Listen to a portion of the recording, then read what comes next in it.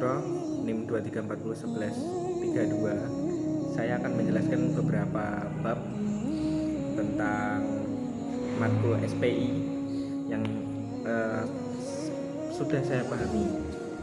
Yang pertama, bab tentang perkembangan dinasti Aghlabiyah, dinasti Fatimiyah, dan dinasti Ayyubiyah. Yang pertama, dinasti Aghlabiyah merupakan sebuah dinasti muslim yang memerintah di wilayah Afrika Utara dan Sisilia pada abad ke-9 hingga ke-10 Masehi. Mereka dikenal karena ekspansi wilayah yang besar dan kontribusinya dalam mengembangkan kawasan tersebut secara politik dan budaya.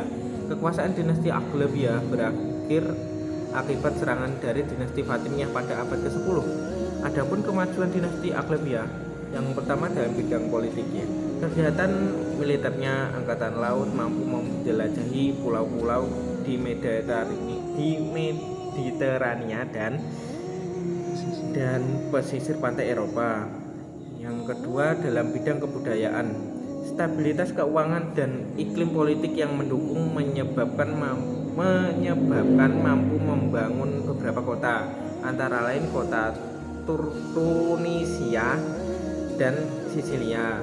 Yang ketiga, dalam bidang ilmu pengetahuan, keberadaan kota Hairawan sebagai pusat penting perkembangan mazhab Malik yang menggantikan kota Madinah. Yang keempat, dalam bidang perekonomian, pendapatan dari beberapa sektor, yaitu sektor pertanian, perdagangan, kemunduran dinasti Aghlabiyah. Terus yang selanjutnya, kemunduran dinasti Aghlabiyah. Ziyadullah III tenggelam dalam kemewahan atau bisa disebut berfoya-foya, dan seluruh pembesarnya tertarik pada Syiah, juga berpedoman Syiah Abu Abdullah. Adapun peninggalan bersejarah dinasti Aghlabiyah, yang pertama, pembangunan kembali Masjid Agung Hairawan oleh Ziyadullah I. Yang kedua, pembangunan Masjid Agung Tunis oleh Ahmad. Yang ketiga, pembangunan karya-karya pertanian dari irigasi yang bermanfaat, khususnya di Riyah Selatan yang kurang subur. Terus yang selanjutnya saya akan menjelaskan tentang dinasti Fatimiyah. Dinasti Fatimiyah merupakan satu-satunya dinasti Syiah dalam Islam. Tunisia didirikan oleh Said bin Husain. Kekhalifahan Fatimiyah muncul dari gerakan Islam Syiah. Dinasti Fatimiyah berdiri pada tahun 297 Hijriah dan berakhir pada tahun 567 Hijriah. Kemajuan dinasti Fatimiyah ada beberapa, saya akan sebutkan salah satunya. Politik dan pemerintahan.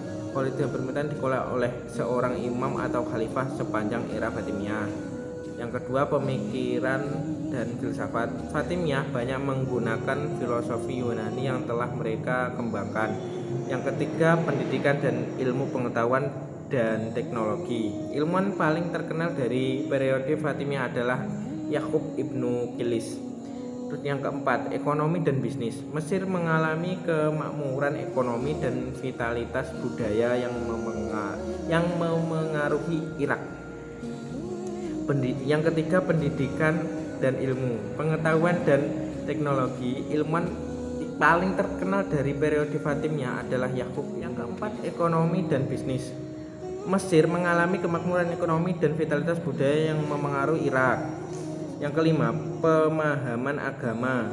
Memiliki kebebasan untuk menjalankan agama mereka sesuai dengan keyakinan mereka.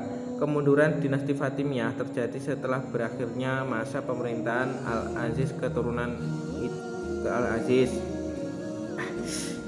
Keruntuhan itu diawali dengan munculnya kebijakan untuk mengimpor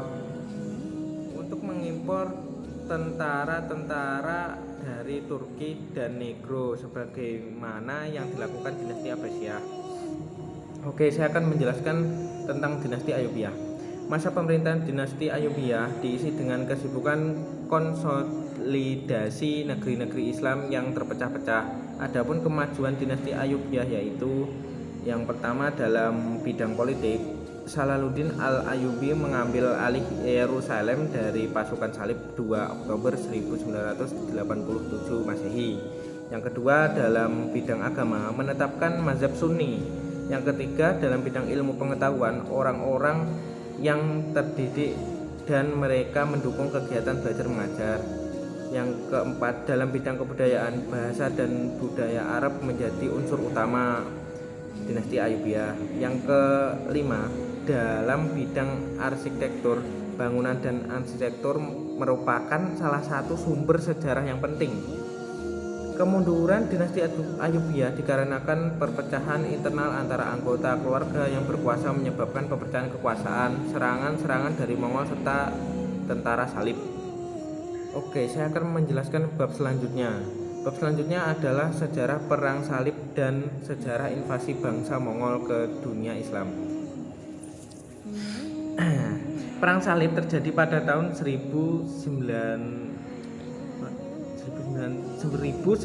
Masehi saat Paus Urbanus II berseru kepada umat Kristen di Eropa untuk melakukan perang suci untuk memperoleh kembali keleluasaan berziarah di Baitul Maqdis yang dikuasai oleh penguasa Saljuk, serta menghambat pengaruh dan invasi dari tentara Muslim atas wilayah Kristen. Terus faktor-faktor terjadinya perang Salib. Yang pertama adalah faktor agama.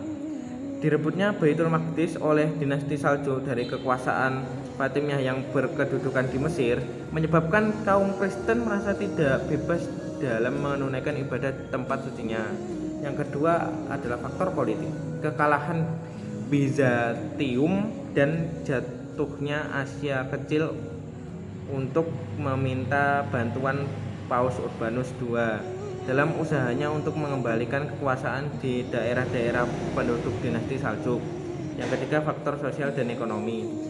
Pedagang-pedagang besar yang berada di pantai timur Laut Tengah berambisi untuk menguasai sejumlah kota-kota dagang di sepanjang pantai timur dan selatan Laut Tengah untuk memperluas jaringan dagang mereka. Yang kedua, yang selanjutnya adalah materi tentang invasi bangsa Mongol.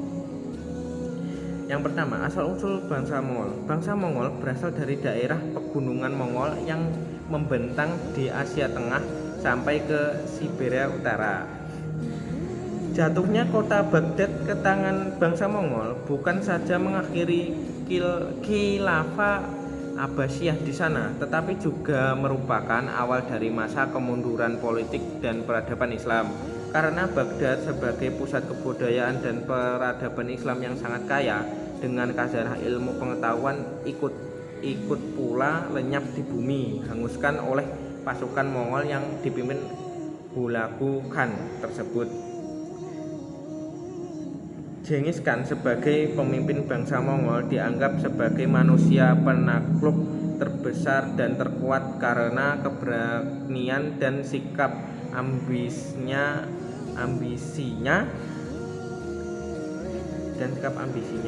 Genghis Khan bertekad untuk menguasai dunia, yakni dengan membentuk dan melatih pasukan perang yang tangguh dan berdisiplin.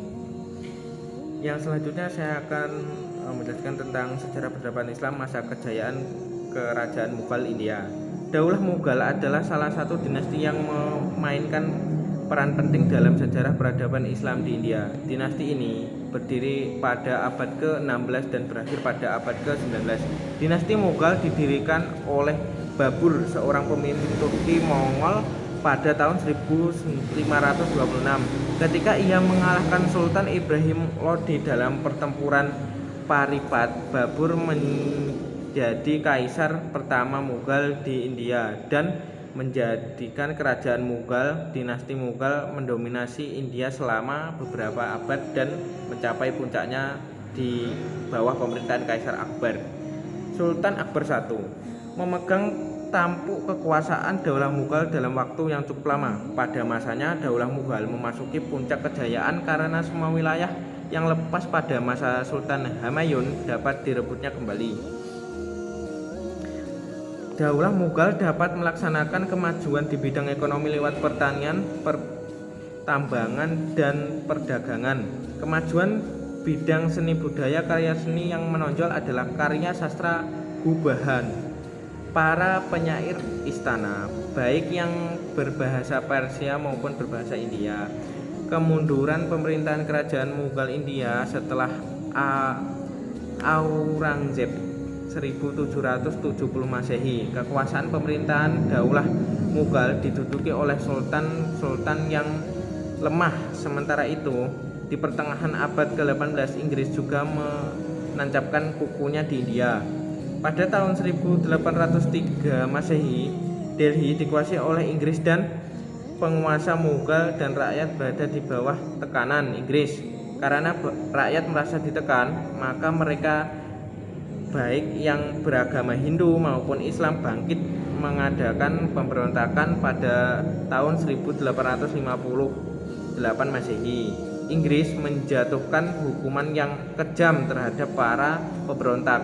Mereka diusir dari kota Delhi, rumah-rumah ibadah yang dihancurkan, dan banyak rumah-rumah ibadah. Selanjutnya adalah sejarah peradaban Islam masa kejayaan Safawiyah di Persia, Iran.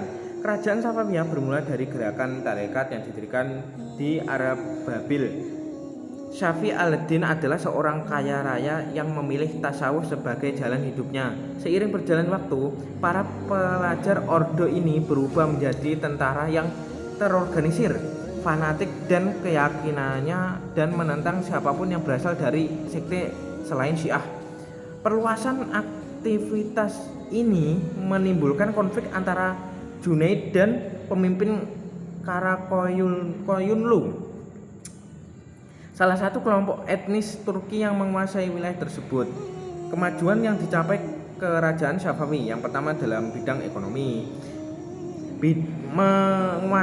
Dalam bidang ekonomi, menguasai pelabuhan yang menjadi jalur perdagangan maritim antara timur dan barat yang sering diperebutkan oleh Belanda, Inggris, dan Prancis. Yang kedua, bidang keilmuan.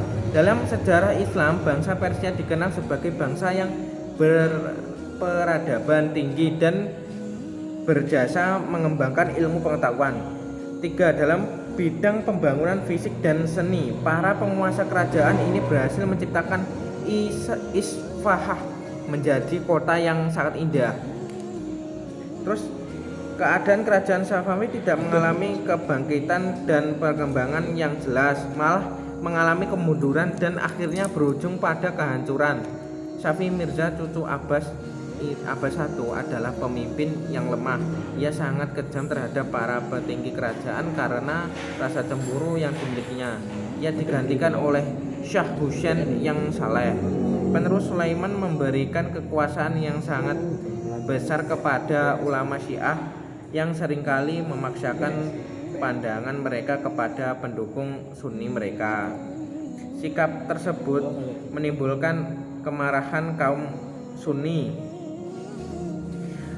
Afghanistan yang bangkit memberontak dan berhasil mengakhiri kekuasaan dinasti Safawi. Penyebab lainnya adalah kemerosotan akhlak yang terjadi pada sebagian penguasa kerajaan Safawi yang turut mempercepat kehancuran kerajaan tersebut. Yang selanjutnya adalah sejarah peradaban Islam masa kerajaan Turki Utsmani. Sejarah awal berdiri Turki Utsmani. Kerajaan Turki Utsmani berasal dari Kesultanan Utsman bin Saudi Ibnu Artogol Ibnu Sulaiman Shah bin Ibnu Kia. Berdirinya kerajaan ini atas dari kabilah Oghuz, suku nomadik di Asia Kecil yang mendiami daerah Mongol dan daerah utara negeri Cina. Raja Sulaiman adalah sultan yang telah memperindah dan menyempurnakan ibu kota kerajaan Turki Utsmani serta kota-kota lain dengan mendirikan masjid, sekolah, rumah sakit, istana, museum, jembatan, terowongan, jalur kereta, dan pemandian umum. Kemunduran Turki Utsmani setelah Sultan Al-Kanuni wafat pada tahun 1566 Masehi. Kerajaan Turki Utsmani memulai memasuki fase kemunduran, akan tetapi sebagai sebuah kerajaan yang sangat besar dan kuat, kemunduran itu tidak langsung nampak. Sultan Sulaiman Al-Kanuni digantikan oleh Sultan Salim II. faktor yang menyebabkan kerajaan Utsmani mengalami kemunduran. Yang pertama adalah wilayah kekuasaan yang sangat luas. Yang kedua, heterogenitas penduduk. Yang ketiga, kelemahan para penguasa. Yang keempat, budaya pungli atau korupsi. Yang kelima, pemberontakan tentara Jenisari. Yang keenam, merosotnya ekonomi. Dan yang ketujuh, terjadinya stagnasi dalam lapangan ilmu dan teknologi. Yang selanjutnya adalah sejarah peradaban Islam di Indonesia dan Islam Nusantara. Teori masuknya Islam di Indonesia ada 4, yaitu yang pertama teori Mekah, yang kedua teori Gujarat, yang ketiga teori Persia, yang keempat adalah teori Cina. Teori Mekah mengatakan bahwa proses Islam masuk ke Indonesia langsung dari Makkah atau seorang Arab. Proses ini terjadi pada abad pertama pada masa abad ke-7 Masehi. Teori ini diperkenalkan oleh Haji Abdul Karim Amrullah atau Hamka. Terus untuk yang kedua, teori Gujarat. Teori Gujarat mengatakan bahwa proses kedatangan Islam masuk ke Indonesia dari Gujarat pada abad ke-13 Masehi. Menurut Pitnapel bukanlah orang Arab langsung, melainkan para pedagang Gujarat yang mengadopsi Islam dan perdagangan ke dunia timur. Indonesia, orang Gujarat telah membuka hubungan dagang dengan Indonesia lebih awal dibandingkan dengan pedagang Arab. Terus untuk teori Persia mengatakan bahwa proses kedatangan Islam masuk ke Indonesia dari Persia atau wilayah Persia, sekarang itu Iran. Pencipta teori ini adalah Husain, sejarawan Banten, Jatiningrat. Husain lebih fokus menekankan analisisnya antara persamaan budaya dan tradisi yang berkembang menjadi Parsi dan Indonesia. Terus yang keempat adalah teori Cina, bahwa proses masuknya Islam Indonesia khususnya Jawa, bahkan imigran Tiongkok, orang Cina berkomunikasi masyarakat Indonesia jauh sebelum Islam dikenal Indonesia. Proses penyebaran Islam di Indonesia melalui perdagangan, perkawinan, politik, pendidikan, seni budaya, dan tasawuf. Sejarah perkembangan Islam di beberapa wilayah Indonesia. Yang pertama, perkembangan Islam di Sumatera. Daerah pertama di Kepulauan Indonesia yang dimasuki Islam adalah Sumatera bagian utara, seperti Pasai dan Perlak. Karena wilayah Pasai dan Perlak letaknya di tepi Selat Malaka, tempat lalu lintas kapal-kapal dari India. Yang kedua, perkembangan Islam di Jawa. Masuknya Islam di Pulau Jawa pada awalnya dibawa oleh pedagang Muslim. Setelahnya berdiri Kerajaan Malaka yang mencapai puncak kejayaannya pada masa Sultan Mansur Shah. Wilayah perdagangannya sangat luas sampai ke Demak, Jepara, Tuban, dan untuk yang ketiga, perkembangan Islam di Sulawesi. Masuknya Islam di Sulawesi tidak terlepas dari peran Sunan Giri di Gresik. Hal itu karena Sunan Giri melaksanakan pesantren yang banyak didatangi oleh santri di luar Pulau Jawa seperti Ternate dan lain-lain. Terus yang keempat, perkembangan Islam di Kalimantan. Putra dari Sunan Giri Kusuma yaitu Sultan Muhammad Saifuddin. Beliau adalah orang yang berjasa dalam pembangunan agama Islam karena bantuan seorang mubalik yang bernama Syekh Syamsuddin. Dan yang kelima adalah perkembangan Islam di Maluku dan sekitarnya. Penyebaran Islam di Maluku tidak terlepas dari jasa para santri Sunan Derajat yang berasal dari Ternate dan santri Sunan Derajat yang berasal dari Ternate dan lain-lain. Islam sudah dikenal di Ternate sejak abad ke-15. Sekian pemaparan materi dari saya, kurang lebihnya mohon maaf. Wassalamualaikum warahmatullahi wabarakatuh.